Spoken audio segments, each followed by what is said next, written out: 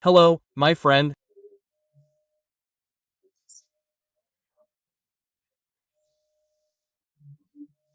It's time for us to meet on this Thursday, March 13th, a day when a part of Brazil, a Brazilian institution, the Superior Military Court, honored a Brazilian hero, a hero of blood, Lieutenant Colonel Nestor da Silva, who will be 108 years old in July.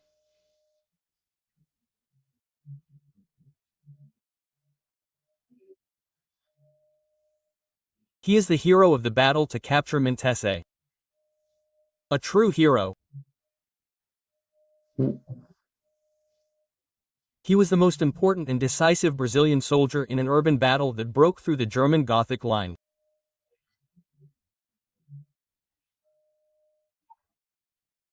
He began the battle as a second sergeant and left as a second lieutenant, promoted by Marshal Mascarenhas de Moraes in combat and because of the combat.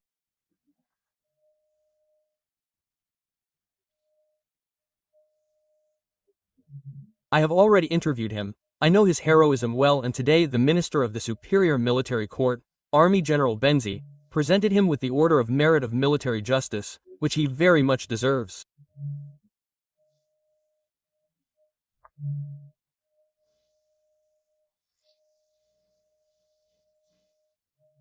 And people, a country is made of heroes. Just to remind us, this one is alive. He will be 108 years old in July.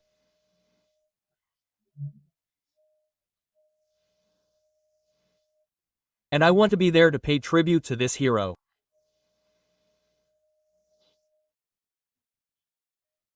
Well, on May 13th, 61 years ago, in 1964, I am a witness because I heard the speeches. It was the rally at Central do Brasil.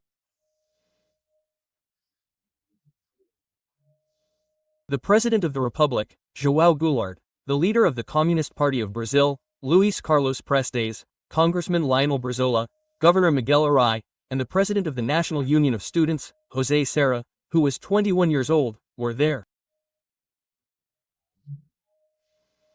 They all gave speeches.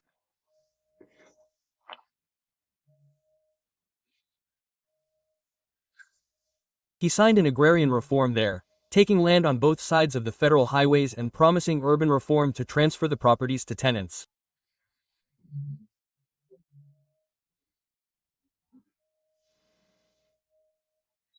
And he also signed it, and there were votes from the illiterate and the votes, I don't know if it was corporals and soldiers, or something like that.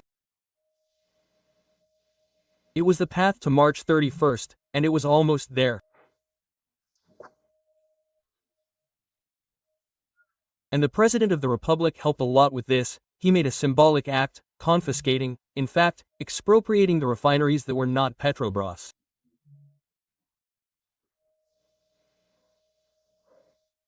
Well, sometimes we repeat the mistakes of history, don't we? Very often. Don't forget to subscribe. We are close to 3 million, and at the end to leave your like or dislike.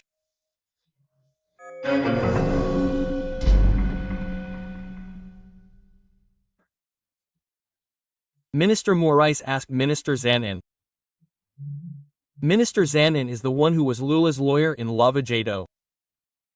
And Minister Zanin decides because he is the president of the first panel of the Supreme Court.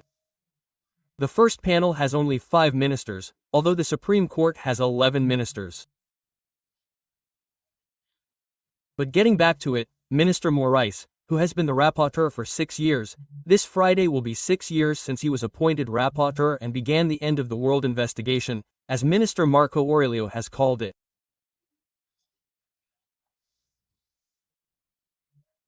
The president of the Supreme Court was Dias Stoffel, and he took an article from the internal regulations that had already been repealed by the 1988 Constitution, because the 1988 Constitution states that the initiative for the action lies with the public prosecutor's office.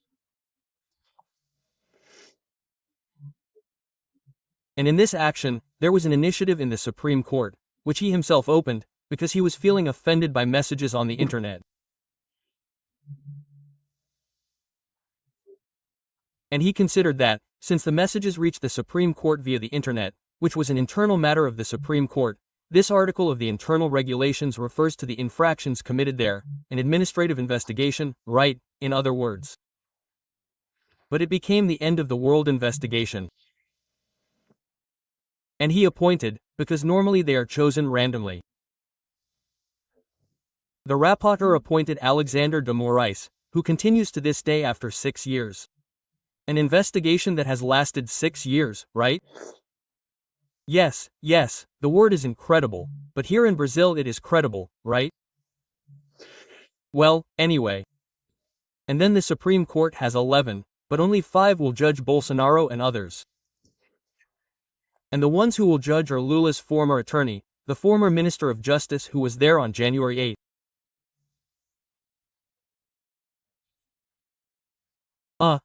2 more ministers, Carmen Lucia, Fuxes and Zanin, appointed by the PT government, right?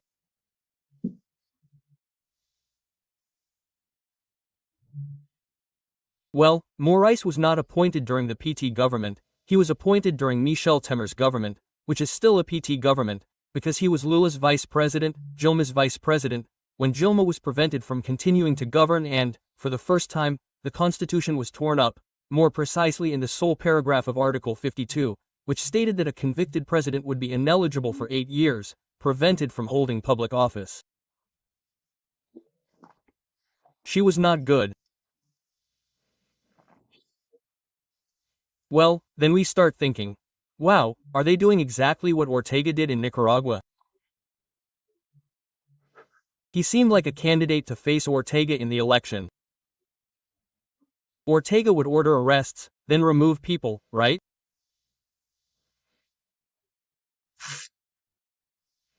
If that's the case, they'll have to really strengthen Lula's candidacy, because it's sinking, right?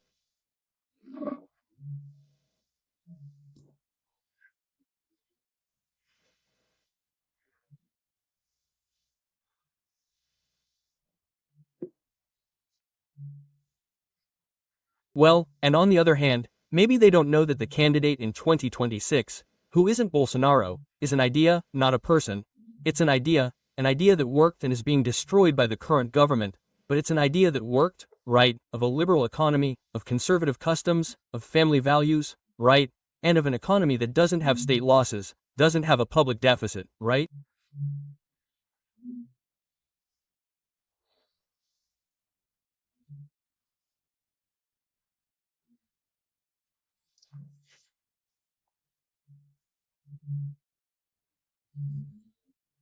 So, it can even withstand a pandemic imposed by a legend, right, by an invention that everyone now knows didn't need to do any of that, right?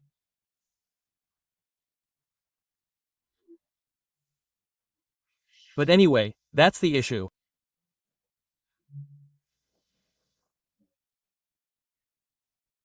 For example, now 2 PT members went to the Supreme Court to take away Eduardo Bolsonaro's passport, so he can no longer go to the United States and report, attacks on due process, liberties, human rights there in the United States, which is a disgrace for us to have to depend on asking the United States to protect our liberties.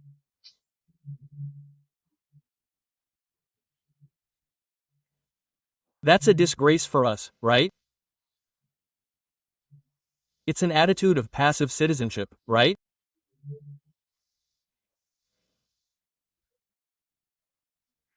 Depending on others to defend our own liberties, as the Brazilian poet Eduardo says. My God, on the road with Mayakovsky, on the first day, they stepped on our flowers. Then, on the second day, they killed our dog.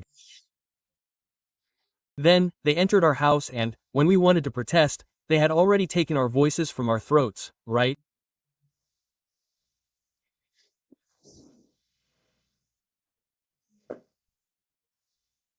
So, but wait a minute, according to the Treaty of Rome, which created the International Criminal Court to protect human rights worldwide, this is a transnational body.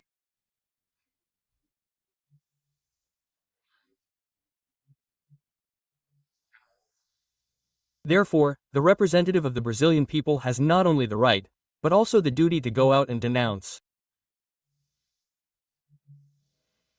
They want to take away his passport. What do you mean? Why did he express his opinion and words there?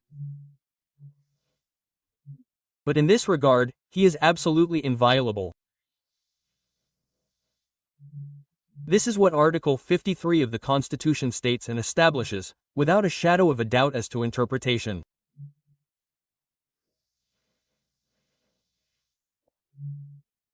Deputies, senators, are inviolable for any of their opinions or words or votes. Period, right? Anywhere in the world, in the Milky Way, in the bathroom, in the privacy of the bathroom, there is a trip to the moon. He can speak anywhere. Well, a congressman said it, he posted it on social media, Gustavo Gaia. I thought it was a criticism, a joke, irony, right? When Lula, referring to Gazis, said that he was putting a beautiful woman in, that habit of putting it in, right? Today I saw that they arrested a drug dealer from Marina, from Alamau, because he was putting hair in, no, he was implanting hair. My God, this putting in is unbearable, right? But anyway, Lula said that he was putting a beautiful woman in to bring the Speaker of the Chamber, the President of the Senate, closer to the government, right? And then Gustavo Giro posted it there for Jeezy's husband and Congressman Lindbergh. So, Lindbergh, you're not going to do anything, he's offering the woman, right? I saw that it was irony, but Colombio took it seriously, right? I don't know if he's not used to irony, satire, censorship and says he's going to sue Gustavo Gaia. I don't think he can, it's in Article 53. What he can do is file a complaint with the Ethics Committee. That's what he wants to do to get his mandate revoked, right, under the pretext of lack of decorum. That's okay, but that's between them. What he can't do is that they are civilly and criminally inviolable. But politically, that's another matter, right?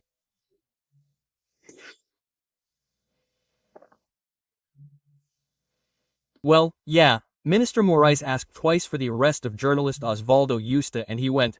It seems he went to Paraguay, then he went to the United States, I'm not sure, but he ended up in Spain, he's there in Spain. So this time in this case, he used the Ministry of Justice, the Ministry of Foreign Affairs, he didn't go directly like in the Rumble case. Well, and a request for Osvaldo's extradition arrived in Spain to comply, to come and answer the case here in Brazil. Then the prosecutor there, which is the Attorney General's office, said, no, he's here because he's a journalist. That's not a crime, it's freedom of expression, freedom of the press. There's no censorship here. There's no censorship in Brazil either. You have to explain to them that he's running away, but there's no censorship in Brazil. Censorship is prohibited in Brazil. Article 220 of the Constitution. Freedom of information is also guaranteed. They even say that no law shall contain restrictions on freedom of information, right? Here in Brazil, they're in Spain too. So, since they're in Spain, they follow the legal principles. The prosecutor's office said that extradition cannot be done and the judiciary confirmed that extradition cannot be done.